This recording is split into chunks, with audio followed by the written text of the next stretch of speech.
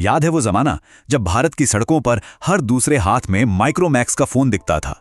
एक ऐसी Indian company जिसने सैमसंग और नोकिया जैसे ग्लोबल दिग्गजों को पानी पिला दिया था, और फिर अचानक जैसे कभी थी नहीं, गायब हो गई। सिर्फ 4 साल और 90% मार्केट शेयर खत्म। जरा सोचिए इस नंबर के बारे में। एक कंपनी जो देश के दिल पे राज कर रही थी, उसका नामो निशान तक मिटने लगा। ये सिर्फ एक बिजनेस के डूबने की कहानी नहीं है, ये एक बहुत बड़े भारतीय सपने के टूटने की कहानी है। तो सवाल ये है कि आखिर ऐसा क्या हुआ? कैसे $1 बिलियन का साम्राज्य ताश के पत्तों की तरह बिखर गया? कुछ लोग कहते हैं अरे चाइनीज फोन आ गए, कुछ कहते हैं कंपनी ने ही गलती की। लेकिन सच कहूं, असली कहानी इन सब से कहीं ज्यादा बड़ी और ड्रामेटिक है।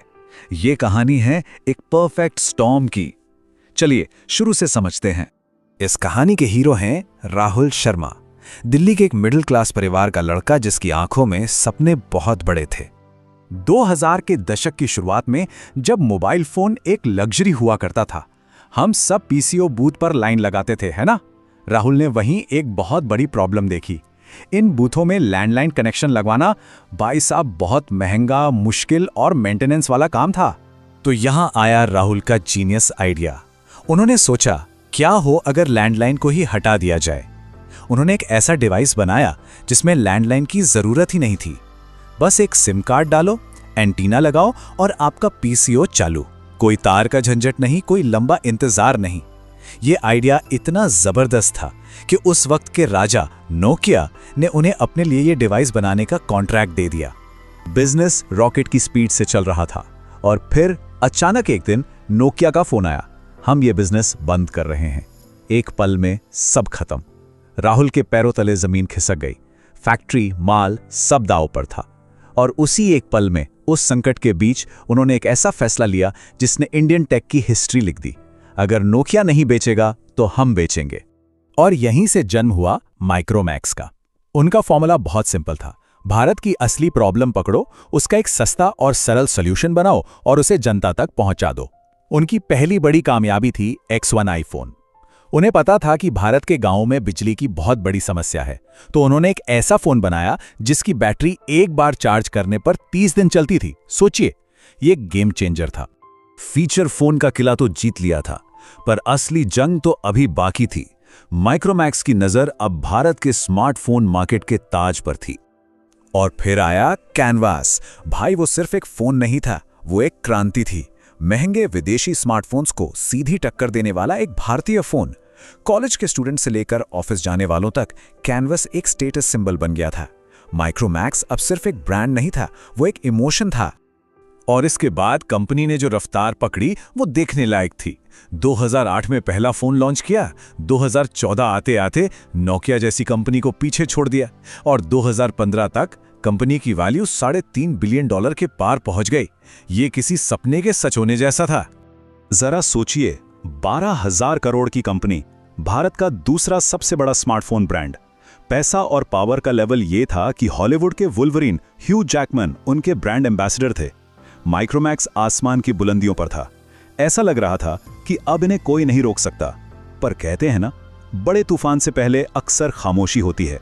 और फिर वो दिन आया जिसने सब कुछ हमेशा के लिए बदल दिया। तारीख थी 5 सितंबर 2016। इस तारीख को याद रखिएगा। इस दिन भारत में लॉन्च हुआ रिलायंस जियो। ये सिर्फ एक नया सिम कार्ड नहीं था, ये इंडियन टेलीकॉम मार्केट पर गिराया गया एक न्यूक्लियर बॉम्ब था। एक झटके में महंगी कॉल्स और महंगा डेटा मुफ्त हो गया।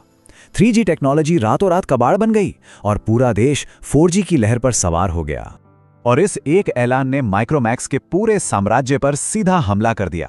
सोचकर देखिए, उनके गोदाम करोड़ों अरबों रुपए के 3G फोन से भरे पड़े थे और एक रात में वो सारे फोन सिर्फ डब्बे बनकर रह गए।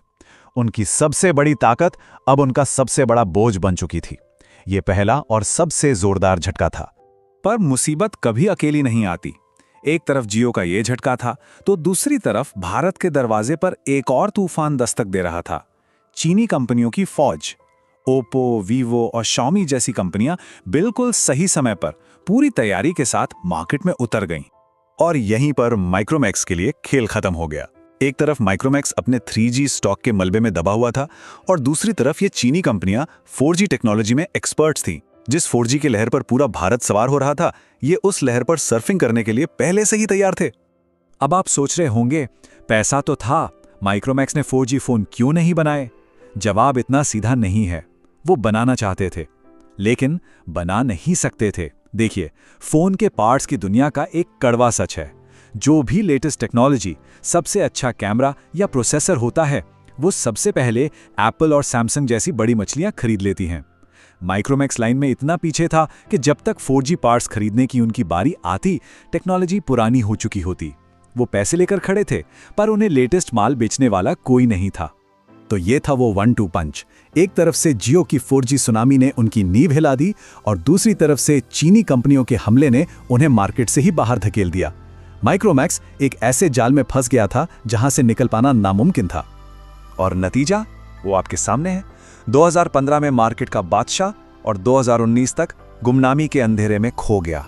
ये सिर्फ एक कंपनी की गिरावट नहीं थी, ये एक पूरे साम्राज्य का अंत था।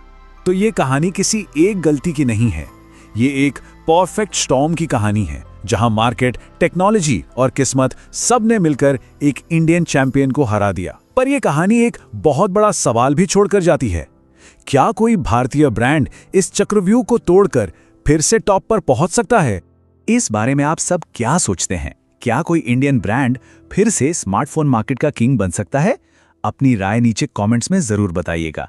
और अगर आपको ये कहानी पसंद आई तो ऐसी ही और दिलचस्प कहानियों के लिए हमारे साथ जुड़े रहिए। सब्सक्राइब करना मत भूलिएगा।